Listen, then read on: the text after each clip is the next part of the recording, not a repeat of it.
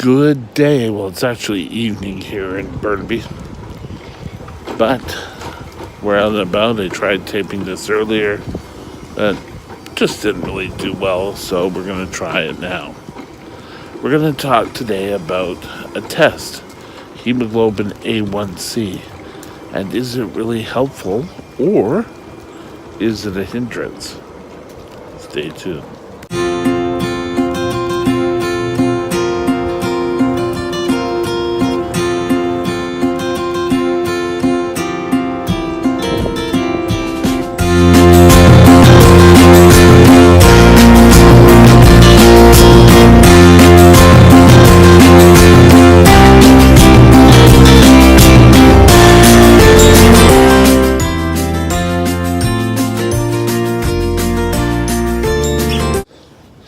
Gee, back in 83, 82, actually probably 82, 83, maybe a year earlier, I was introduced to a blood test called the hemoglobin A1c.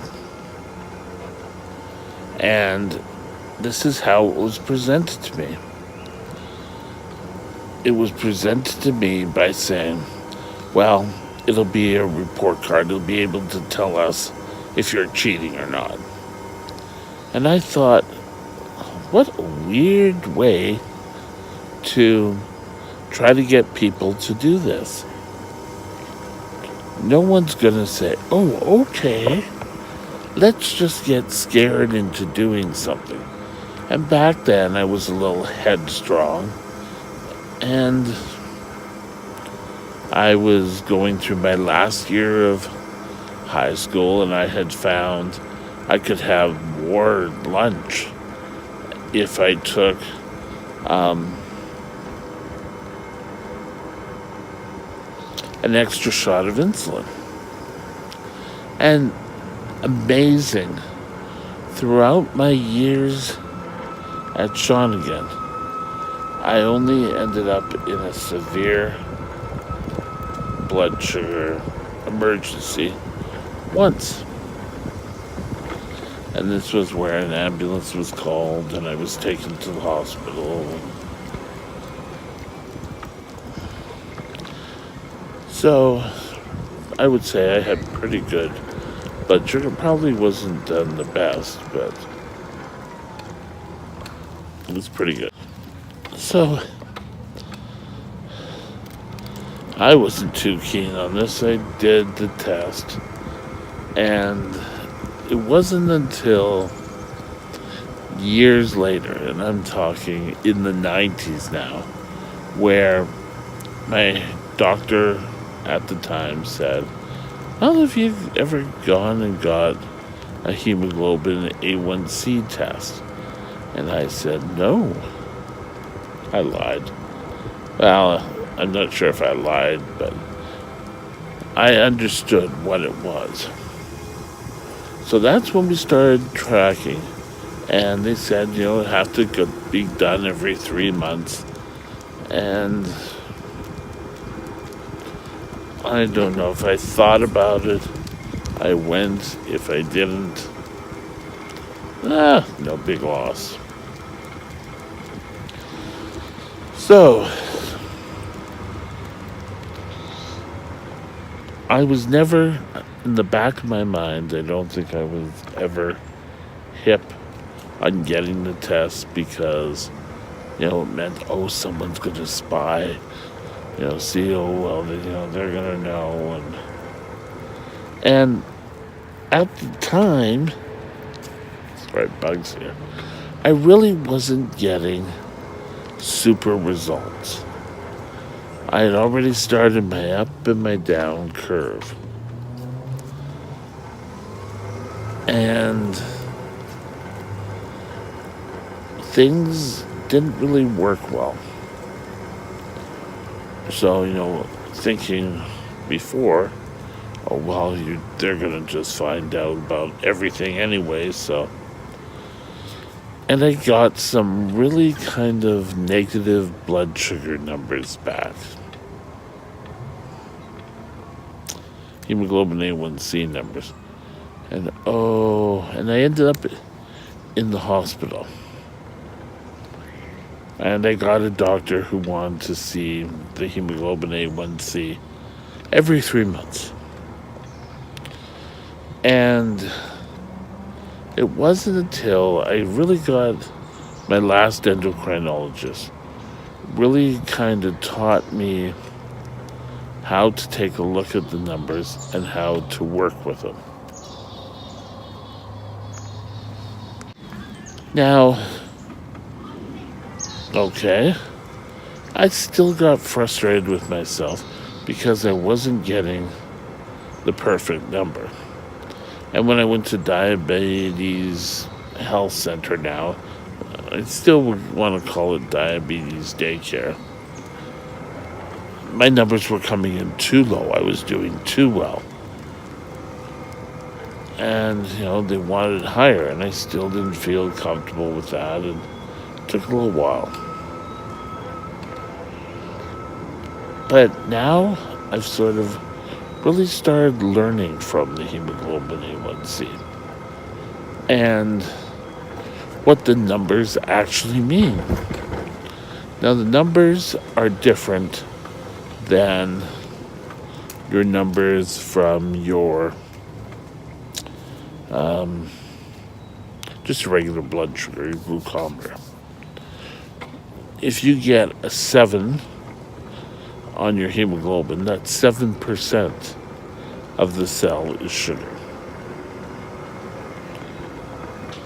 And you may want to change it. Anything, they say 5 is normal. But an awful lot of doctors don't want you always around 5 because there's always a chance for a low blood sugar.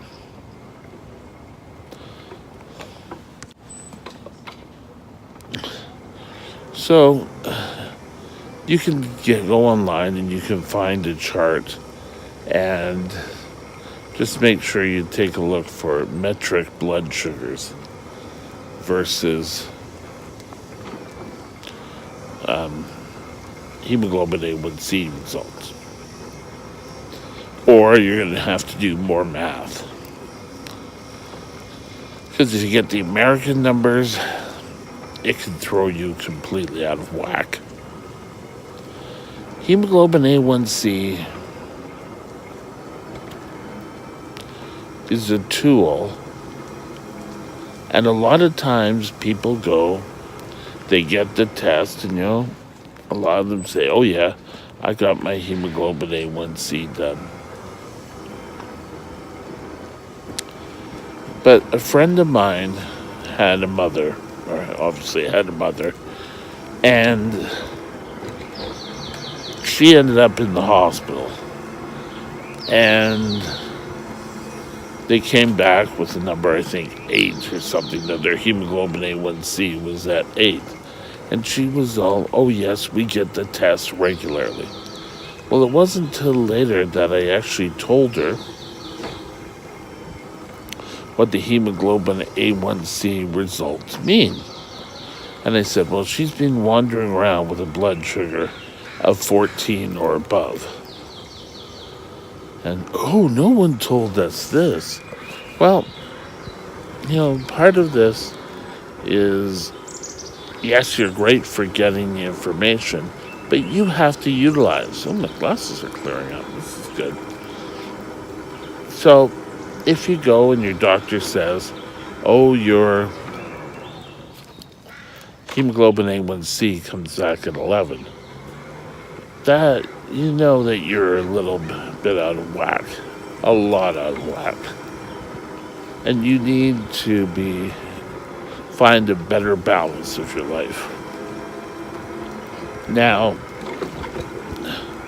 for me, I'm basically around a 7. And if I go to a doctor and they take a look at that, they may say, oh, well, that's too high.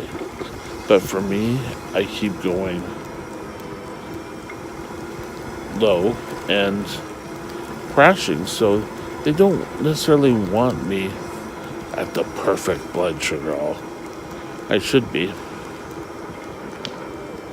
So I've learned to take a look at the number, and I take a look at the chart, and I'll see if hopefully I can add the chart here.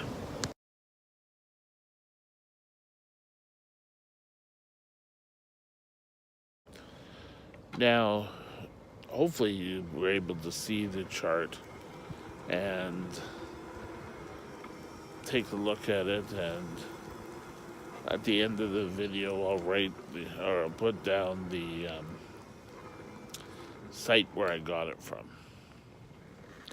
Now, the hemoglobin A1c, you have to know, and it's more than just knowing your numbers. It's more that you, through a plan with your doctor, excuse me, I got bugs all come up with a plan and how you're going to react to the plan. Hemoglobin A1c is not a joke. It's up to you. It's not up to the doctor to come up with numbers. You have your readings, your glucometer. People say, well, I have my readings. I write them down. But you may go to classes and you may study, but you don't utilize the information at all.